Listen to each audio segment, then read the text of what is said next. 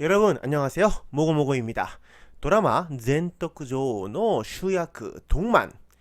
皆さん大好きなキャラですよね。実際歴史に存在していた人物なんですが、このトンマンの話をしてみましょう。朝鮮半島歴史上最初の女性の君主です。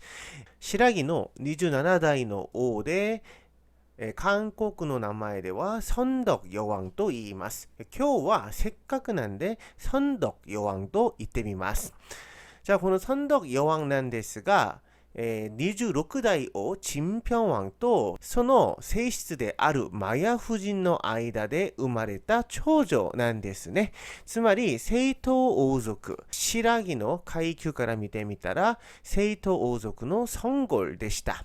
ドラマでは地女だったんですが、じゃあなんで長女かというと、평명공주ってご存知ですか？この人が実際は長女で、イトンマンが地女として描かれますが、以前の動画で説明した화랑世紀では청명공주が長女で덕만が次女ですが、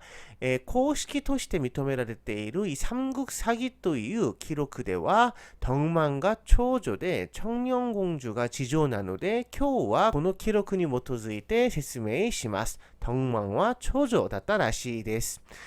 昔々大昔の新羅にどうして女王ができたのか、その話をしてみましょう。25代王の陳治王はいろんな問題があった王だらしく、変態だったという記録もありますが、それによって、貴族によって降ろされて、陳治王の甥であった陳平王が次の王になります。ただし、貴族によって降ろされました。イギリスのマグナカルタと似ていますね。つまり、貴族によって王が降ろされたということは、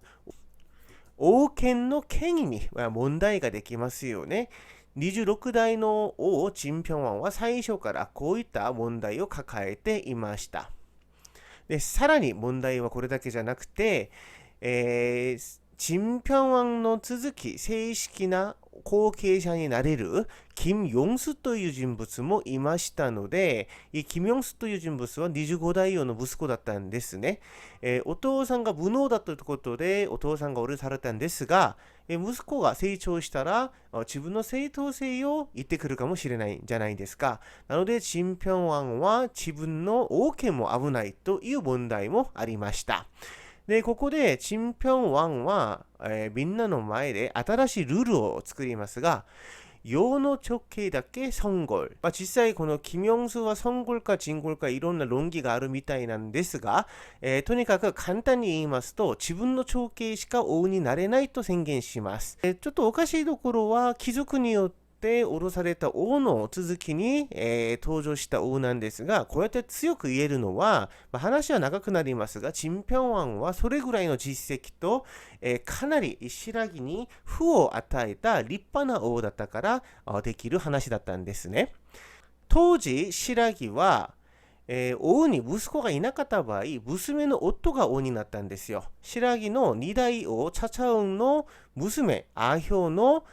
夫の석달래が新羅の4代王になります。これが新羅のシステムだったんですが、陳平王には息子がなかったにもかかわらず、陳平王があまりにも素晴らしい王だったので、こうやって、自分の娘を次の王にするといったときに、家臣たちは黙って聞くしかなかったらしいです。つまり、お父さんがあまりにも立派な王だったので、덕만は後継者になれたということです。もちろん、だからといって、保守的な昔の社会で、これが、なかなか受け入れられるわけではないと思いますが、陳平王はあまりにも強かったので、家臣たちは一旦黙っていたと思います。で、その時に630年頃なんですが、新羅に震度6ぐらいの大きい地震がありました。昔の人ってこの地震とか干ばつとかが続くと、神様の怒りだと思うんじゃないんですか。もちろんこれを見ていて、これ女王が王になるということで神様が怒っていると思う家臣たちもいたでしょう。この家臣の中で2人がチルスとプンです。この2人は631年、チルスクと側風の乱を起こします。簡単に言いますと、女性の王は認めないという乱だと思います。もちろん、チンピョンアンは強い王でした。早速、これをキャッチしてすぐ制圧し、チルスクと側風の家族9頭身まで、死刑します。つまり、ソンドクヨワンが王になるまで反対の声も多かったということです。で、こうやってソンドクヨワンを守りながら強い王権を示していたチンピョンワン、やっぱり年を取ったら亡くなりますね。52年間在位して亡くなって、632年27代王としてトンマンが女王になります。実はトンマンが王女だった間の記録はあまりないんです。なので皆さんには申し訳ないんですが、トンマンの話はドラマのストーリーなので、あくまでストーリーとして楽しんでください。そして記録を見てみると、さっき皆さんが見ているように、お父さんが結構長く在位をしたので、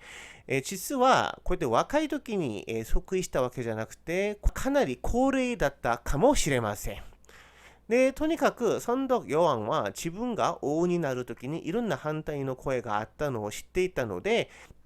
自分が即位してからすぐ犯罪者を放免したり、で全国の税金を1年も免除するなど、自分が王になりましたよということを世間にアピールしました。1年ぐらい免除ですよね。かなり、すごい、政策だと思いますが、これも結局お父さんが娘のために一生懸命働いたおかげだと思います。で、記録を見てみると、ソンドクヨワンが無能だったという記録はないんですが、やっぱり反対は多かったらしいです。家臣たちとしては、朝鮮半島最初の女王じゃないですか。なので、女王に統治ができるのかという疑問を持っていたでしょう。ただし、ソンドクヨワンのお父さんがこの娘を守るためにいろいろ準備をしてたので、特に最初は大きい問題はなく、中国の党からも、白木は女王だから家臣から舐められと言いながら、とにかく女王として認めてくれるんです。つまり、正式に王として認められました。これももちろんお父さんのおかげだったと思います。先ほど言ったように、ソンドクヨワンが無能だったという記録はないんですが、状況はかなり悪かったんですよ。地震がこの時期珍しく頻繁に発生したり、干ばつも長く続いてたんですね。こういった状況の中でさらに最悪なのは、周りの国、国利と百済が当時はかなり強い国だったということなんですよ。特にその中で百済がとっても新羅を攻撃したんですが、当時イジャワンという、百済にとってはかなり、強い王が当時の王だったんですね。このイジャワンが新羅を猛攻撃して、40個ぐらいのお城を奪うんですよ。これ、ソンドクヨワンとしてはかなり大変なことになりましたね。で、一番最悪なのは、この百済によって、テヤソンという城を奪われるんですね。ここは、新羅と、新羅はカヤという国を統一させますが、その旧カヤ勢力の重要拠点だったらしいです。つまり、カヤの首都みたいな感じだったんですが、こっちが、新羅の首都とつながる道があるとても大事な地域だったんですね。これを奪われたということで、ソンドクヨワンとしては、首都が危なくなって、そして当時、金ユシンなどのソンドクヨワンの勢力も自分たちの拠点を失ったことでかなり立場が悪くなったんです。これがどれぐらいの危機だとしたら、例えば皆さんが日本人として東京に住んでいるとしましょう。ある日、宇宙人が日本を攻撃し始め、早速大阪と京都が宇宙人によって占領されたと思ってみてください。東京までもうすぐですよね。じゃあこれぐらいの危機だったと覚えたらいいと思います。この時に新羅は国利に助けを求めます。ソンドクヨワンの甥である金順中を国利に送って、国利に兵を貸してくださいとお願いをしますが、国利はその中で一番有名な人はヨンゲソムンですが、ヨンゲソムンは半岸の周辺のお城をちょうだいと言うんですよね。これを聞いた金春珠は、それはありえぬと反発しますが、結局これによって人質になってしまいます。この金春珠は先ほど言ったように孫徳義王の甥いなんですよ。なので、孫徳義王と金入信が金春珠を助けるために頑張るんでしょう。なので、金入信が兵士を持って国里の近くまで行って、金春珠を返せと言って抗議をしますが、国里がなかなか強い国なので、なかなか攻撃ができないんですよね。で、この時に金春珠は、半岸の周辺をお渡ししますと約束をして、返してもらうんですよ。つまり、最初は兵士を借りるために、じゃあ半岸ちょうだいって言ったんだけど、結局それができなくて人質になって、今回はこの人質を釈放する条件で半岸をもらうことになったんですね。国理としてはかなり面白い話になって、白木としてはもう屈辱ですよね。もちろん白木としては、金春珠を救出して、なかったことにしようとしたんですが、四芸ソムンは、じゃあ、俺がもらいに行こうと言って、半岸の周辺までではないんですが、半岸の付近まで国立の土地として、白木から奪うことができました。ちなみに孫徳義王はこの土地を最後まで取り戻すことができなかったんです。とても大事な地域だったんですが、じゃあこのようなことが繰り返されたので、当時は国理と百済が微妙な同盟関係になって、百済と日本は仲が良かったので、この三国が同盟を組むことになります。で、白木としては、唐ですね。唐としては国理が敵だったので、白木と同盟をすることは悪くはなかったと思うので、白木と唐が同盟を組むことにはなりますが、正直、党としては白木はあくまでオプションかもしれませんね。実際待遇はとても悪かったんですよ。今回は金春珠が党に軍事を借りに行きます。ここで兵を貸してくださいと言ったら、党は情だからダメなんだよと言って、さらに党の皇族を送ってやるから応にしたらというかなり屈辱的な話をしますね。ここで金春珠は何も言えなかったようで、それを見た党は金春珠を見て情けないと言ったらしいです。で、結果的には国理との戦争で党も兵士がいないので貸せないと言って、結局屈辱されただけなんですよね。記録によりますと、この時いた人が金春珠とは書いてないんですが、おそらく金春珠は後に王になりますので、この記録を消したんじゃないかなと思われますよね。おそらく党に兵士を借りに行くと言ったら、金春珠ぐらいのレベルがいかないといけなかったので、おそらくいたのは金春珠だと思います。結局、誰からにも助けをもらえなかった白木は、最後の切り札、金入信に頼るしかなかったんです。金入信は、茅出身の名将軍でした。で、金入信は自分の拠点を奪われたというところですごく百済に対して、復讐したい気持ちがあったんでしょうね。なので、百済を攻撃して7つの城を奪うことができました。これが、この孫徳義王唯一の戦争業績になります。孫徳義王としては、金入信がいなかったら本当に大変でしたね。ただ、ここでまた残念なことが起きてしまいますが、